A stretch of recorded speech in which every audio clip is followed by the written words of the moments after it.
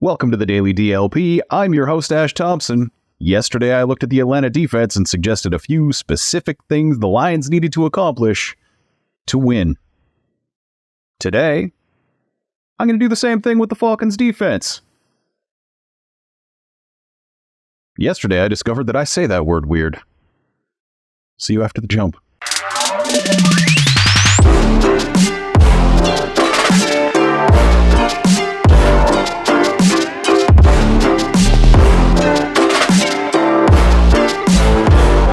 The Atlanta defense is the brainchild of one Ryan Nielsen. That's who Atlanta hired after the retirement of their previous coordinator, Dean Pease. So, what can I tell you about the defense of Ryan Nielsen that has existed for 2 whole games? I'll start with the background of the coach, because it makes my conclusion at the end make a lot of sense. He's a defensive line coach by trade, and he's been with the Saints for 5 years. He took the assistant head coach job after Dan Campbell vacated that role to come to Detroit and coach the wonderful Lions team that we all know and love. The Saints have been fighting to keep Nielsen in the fold for years. They promoted him all the way up to co-defensive coordinator for the 2022 season, and they finally lost him this year to a team that's had to play against teams he's been coaching multiple times per season in the same division. That is a pretty good indicator generally that a guy is a pretty good coach when someone else in the division snipes him for a promotion. Do the players like him? Have you ever heard of Cam Jordan or Trey Hendrickson or David Onyemata? Now, that last one maybe not, but the first two, you've probably heard those names. These are guys who credit Nielsen as a huge part of their development as professionals. Jordan went so far as to post videos on social media thanking Nielsen and wishing him well on his new job at a division rival when he left. Hendrickson has publicly said that Nielsen was a huge part of getting him through the first 3 seasons where things just were not clicking and he was not having a good time in the NFL. Getting him through that to the place where he could sign a $60 million contract with the Cincinnati Bengals as a free agent. Well, Nielsen came in this offseason and has wasted no time revamping the Atlanta defense. That team had cap space, second most in the NFL, and needed to drastically improve their defense in order to have any chance of taking a step as a team. So, they added defensive lineman Calais Campbell. They brought Onyemata over. They added those two to Grady Jarrett, and that is their base defensive front. To the linebacker core, they added Caden Ellis, who also came over from the Saints. He's basically Atlanta's Alex Anzalone, for lack of a better analogy. They traded for former 3rd overall pick cornerback Jeff Okudah to play across from AJ Terrell. But if you're watching this, you know that that is A, not a great thing to trade for, and B, that he's been injured this entire time and he hasn't really played up until this point of the year. So he hasn't done much. But the cherry on top is the other thing that they added to their secondary, and that's all-pro safety Jesse Bates. He's been their difference maker. He is the reason that their defense is working out of all of these moves. He's a ridiculously good player, making a massive difference. So anyway, the reason that I say there are only 2 games of tape on this defense, which makes it a little hard to draw any really tight conclusions, because that's just not enough. 6 out of the 11 players are new starters, and they have a new coordinator. Nothing they did schematically last year matters. Honestly, I didn't even look at it as far as this particular video goes. But with all of that said, it's not enough tape to draw huge conclusions, but I'm going to draw some conclusions anyway, because that's what we do here. I'm going to tell you what they've shown in 2 games. Up front, strong, mean is how I would describe the Atlanta defense. They split their time in between 3-4 and 4-3 run defense concepts, but it's not an even split. Against 12 personnel, that's 1 running back, 2 tight ends, 12. See how that goes? Okay. It's the personnel the Lions really like to run the ball out of. That's why I'm mentioning it here. Gets Sam Laporta and Brock Wright on the field for blocking. They do that all the time. Basically, against that, they have 2 pass rushers on the edge and 3 big down linemen. That's the formation that against 12 personnel they tend to play out of. Think James Houston and Aiden Hutchinson on the outside with Kamish, Levi, and a Lim inside this year. And you've got a pretty good picture of what Atlanta's defense is going to look like. Those big, nasty down linemen have been playing a two-gap style run defense. That's when the defensive lineman comes off the ball straight at an offensive lineman, stacks him up, and tries to shed him to get towards where the ball is going. The idea there is that it leaves linebackers free to flow to the ball and be the ones who end up racking up the tackle stats. Some defenses are trying to break through a wall that the offense is building, and some are trying to build a wall that the offense has to break through. This style of defense is building a wall and basically just trying to clog everything up. That's how their defense works on early downs and short yardage. That's how the Atlanta defense works. Now, that doesn't say that they don't get any penetration into the backfield, because players like Calais Campbell and Grady Jarrett can march that wall right into the ball carrier's path. There's nothing inherently passive about this style of defense. It is still an attacking defense. It just attacks through as opposed to attacking around. But the important thing about this is engaging one or two blockers. That's the priority over getting past them. Like if you're pushing through them to get to the ball carrier, that's great. If you're running around them, you are leaving a massive hole in your defense to be exploited. But as we all know, the base defense of the NFL now is actually the nickel. And yes, I'm going to continue to explain all of these little things that I talk about just because while some of you have watched a ton of football, maybe some of you haven't. So what is the nickel? That's when there are 5 defensive backs on the field. One of the linebackers or linemen comes out. In the case of the Atlanta defense, one of those big uglies comes off the field, and they run a straight-up 4-man, 1-gap defense. So rather than going directly at the lineman, they are now taking a shoulder or even specifically trying to avoid the blocker. It's not 100% on these two things. They'll occasionally, enough to keep everybody honest, line up as though they were going to do that 2-gap defense and explode through that line, or they'll line up the other way and run some version of a 2-gap defense. Those two options are typically viewed as suboptimal, although if anyone ever talks about a Wade Phillips style defense, not a lot of teams really run those anymore, but it was a 3-man line that ran primarily a gap-based defense. But I digress, as I do. Okay.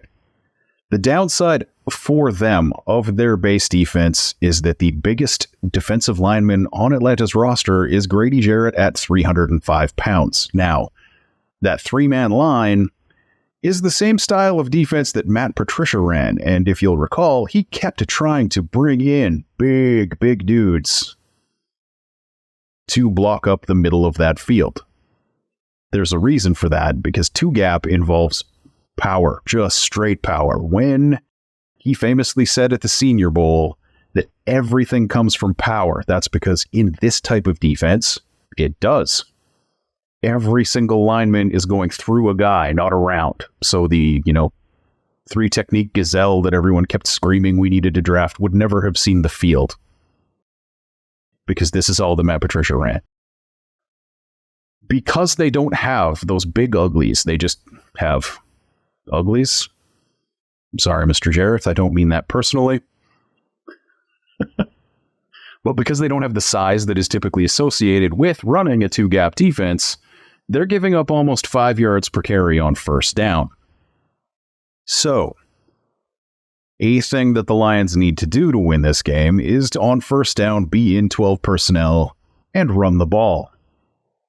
That's something that they like to do anyway. That is a way that what the Lions do on offense matches up very well with what the Atlanta defense has been doing.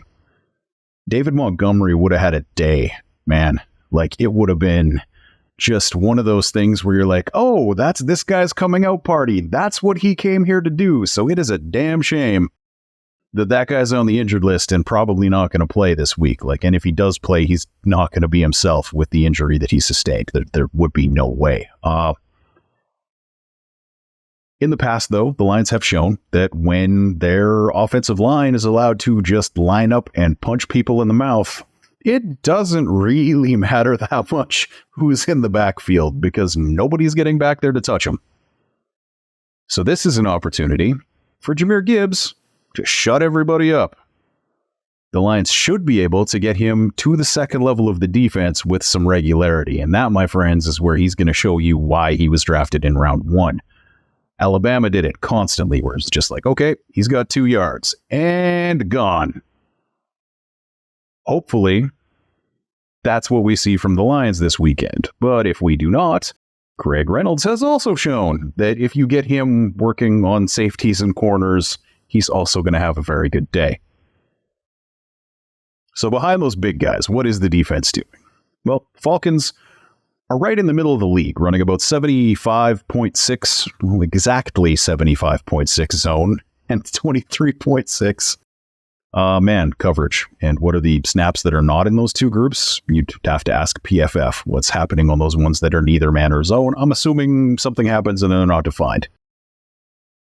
And this is good for the Lions, because the Lions' top 2 receivers, Amon-Ra St. Brown and Josh Reynolds, have been equally good against zone or man coverage. But the rest of the group have 0 combined receptions against man coverage this year. That's Marvin Jones, Khalif Raymond, and Antoine Green have put up in 2 games a collective goose egg of receptions versus man coverage. So it's possible that the Falcons may look at this and lean into that. But what they've done so far is over 75% zone coverage, which, like I said, that's about normal for an NFL defense. When they're using their 3-4 front, they have been running a single high safety defense, often in cover 3. Cover 3 defense gives the 2 linebackers and the strong safety kind of that middle of the field range, that 5 to about 15 yards zone, has the free safety and the 2 corners, each with deep zones at the back. Hopefully that helps. Probably going to go over all of these things in a future episode when I get a little bit better using the animation program, because me just talking about it sounds like the worst episode of all time.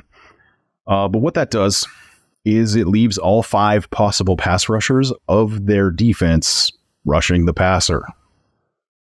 You need to be able to block up one-on-one, basically. You need your 5 linemen to be able to handle their 5 pass rushers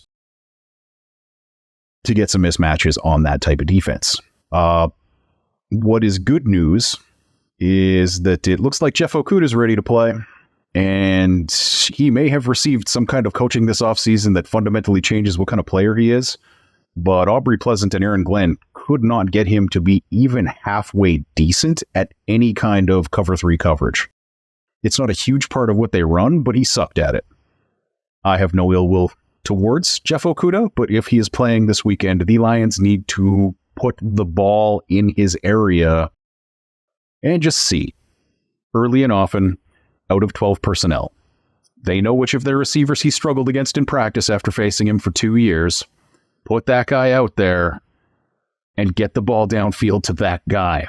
That needs to be just a massive part. And while they're doing that, the Falcons are going to be expecting that.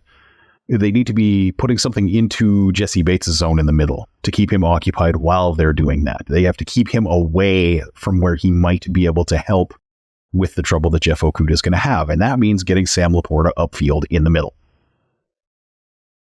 So Bates has to defend that, or it's a touchdown. That's the thing. You have to make his choice, either helping Jeff Okudah and allowing a possible touchdown in the middle of the field, or letting Okudah die on the vine, basically. And the good news is, if Okudah doesn't do that well, as he has not previously, and he gets yanked, Trey Flowers, the corner who has been playing while Okudah is hurt, has also been playing terribly. His PFF grade so far this year is in the 40s, man. And that is you don't want that as your backup let alone the guy who's starting. But it also indicates they've given him the opportunity to get burned. So there's a reasonably good chance in either case that whatever you're doing, you need to be targeting the guy who is across from AJ Terrell. And that's a very long-winded way to get to a very obvious thing. But it's why, in this case, it's so important to do that. And the way that you do that is by keeping Bates busy in the middle of the field in cover 3. And using your knowledge of the specific corner, Jeff Okudah, to determine who is the person you're stressing him with. The other weak spot in the secondary is Richie Grant, who has not historically been an awful player. This is his 3rd year in the league. Had some rough days as a rookie. Was actually pretty good as a second-year player, but they brought Bates in, and he gets all the... what's the word I'm looking for? Glamorous safety work. Grant gets to do all of the hard stuff. He gets to be Cam Chancellor in this defense, and he's only about 200 pounds. So we'll see how that goes for them over the year, but right now he's healthy, he's contributing.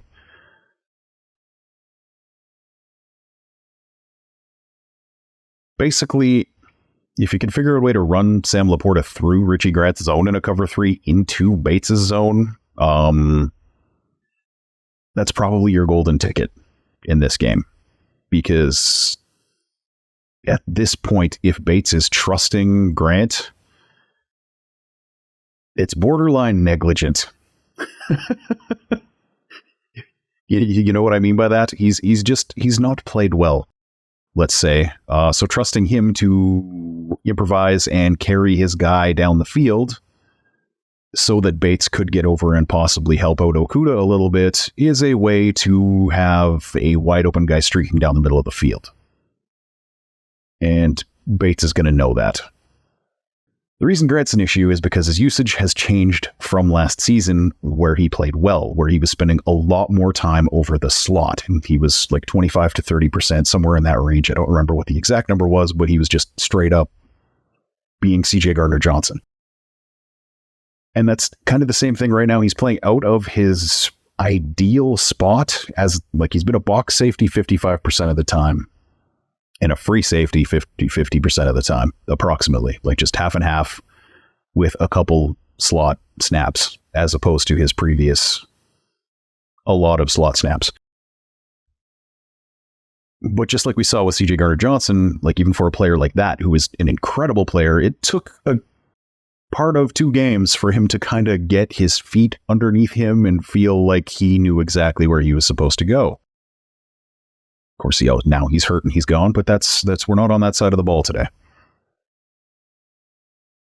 Basically, what it comes down to is one of their corners isn't going to be able to hang by himself, and that undermines what Atlanta wants to do on defense against bigger formations. A huge way to do that is a tendency that they've shown in cover 3 so far this year, is that when you motion a player from one side to the other, particularly a slot receiver or a big tight end, like small tight end, basically, like big slot, from one side to the other, the nickel doesn't go with them. That then becomes a linebacker's coverage responsibility.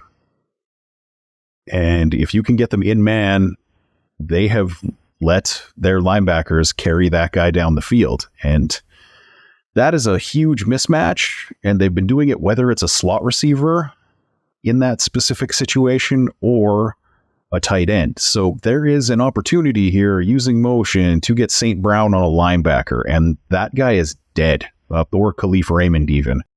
Just go one side to the other, the not dangerous guy. Raymond on a linebacker bluntly is a touchdown if you can keep Bates at any other part of the field. So again, that's the thing, is you have to be threatening Bates constantly with where you don't want the ball to go, because if he's where you want the ball to go, he has 2 interceptions already this year, and that number goes up. He is such a dangerous player in their secondary. But getting that deep shot to that player requires protection a little bit longer. Man, JMO would have been real nice to have here because he is the perfect player for doing that and making it look really bad and extremely painful. And it's a tendency of the defense that would be tough for them to break in any meaningful way mid-game. But Raymond is almost as fast. Definitely not getting covered by a linebacker. They can still do that. So what can they do when the Atlanta is in their lighter defensive package? That's the 4-man front, attacking gaps instead of attacking linemen. In that defense, they use a lot more cover 2, which is 2 safeties over the top, taking each half the field, with 2 linebackers basically taking the middle zone. Corners are down here, so there's gaps right here and right here. You feeling me? That's how you attack a cover 2 defense. Using hand signals. Great audio for the podcast version. 2 deep safeties, the linebackers, and also the nickel corner are at that mid-level. Corners tend to stick pretty close to the line of the scrimmage. Their job is just to mug the receivers and stop them from getting a free release. They also switch to this in their big front when they're in the red zone, basically. It just gives you more defensive backs in different areas. Something you don't see a lot of with a cover 2 shell over a 2-man defense. But it's become a little more popular in the league, and it is something that Atlanta does. How you can tell when they're doing this is both safeties are off screen in broadcast footage, just so you know which thing they should be doing. If you can see one of the safeties and he's like 10 yards off the line of scrimmage, they're probably in that cover 3. If you can see neither of them, or if it's a bit of a wider shot, you can see both of them and they're at about the same depth, they're lining up like it's that cover 2 shell. Just a little watching trick if you want to live know what's likely to happen. And the good news, gang, is that Jeff Okudah sucked at this too. He wasn't great at a lot of things in Detroit, but he was better at man than he was at zone. Basically, whether it's him or Flowers, the Lions still need to put the safety in a spot to make bad decisions and leave that guy on an island by himself. And there are known cover 2 beating tactics, basically. Like if you have 2 receivers on this side, one of them goes here, one of them goes here, they're both still in that safety zone. Nobody's really man covering that slot guy, so the safety has to deal with him, whereas the guy who's just running down the side of the field has that corner. So it is the responsibility of that corner to not just let that guy go, or that other safety has to come over, which means there needs to be a third guy coming up this way to keep that safety busy. And that was a lot of hand gestures. If you're watching the audio podcast, go check out the YouTube. Because it's a little difficult to visually or audioly explain. Auditorily? We'll go with that. Now, these tendencies are not a 100% thing. Like the trickiest thing they'll do is they'll line up like they're going into that cover 2 coverage, and then they'll actually run cover 3, which has the strong safety headed towards the line of scrimmage. This is the Tracy Walker special, is how I like to refer to this one, because then you have a bullet heading toward his zone coverage, and if it's a run play, he's already sprinting towards the line. It also puts him in a spot where the quarterback doesn't expect him to be based on his pre-snap read, which is a big problem if the safety doing this is Jesse Bates, because if Bates is in a spot where you don't expect him to be, to quote a movie from I believe it's the early 80s, it's game over, man. Game over. Yeah, I'm old. Like I said, Bates has 2 picks on the season, and they use him in both of those safety roles, just kind of flip him around. That's why. It's the only reason Grant is kind of 50-50 on that free safety, strong safety thing. And does any of that stuff sound familiar to you? Because it should. Because what I just described to you is basically the Detroit Lions defensive scheme with different names for the players. And Atlanta actually have the horses to run the thing. It's been going pretty well for them. Just with the few minor points. No defense is perfect. The perfect ones are the ones we talk about, like the 85 Bears, where every guy had like a Hall of Fame-ish year. if not career. But the ways you beat the Atlanta defense are to put their less gifted players in conflicts, like get Laporta up against linebackers with pre-snap motion out of 12 personnel. If you're going to looking to try to get deep in a hurry, get slot receivers into Bates' zone when he's deep out of later formations. Exploit the outside corner that is not A.J. Terrell, whoever that happens to be on any given snap, because that is the hole in the defense as a group. On the ground, the Lions need to load up and maul that bigger formation because Atlanta doesn't really have the guys to execute that one the way that they'd like to so far this season. They need to get Gibbs through that line untouched, one way or another, get that man in space against defensive backs. And the day is going to be a good one. I would lean zone concepts against that heavy formation and power concepts against the nickel defense. That would be my immediate instinct because the Lions run both of those well, and switching back and forth tends to mess with the defense when they don't know what they're going to expect. So I've told you what you're going to see from Atlanta on Sunday.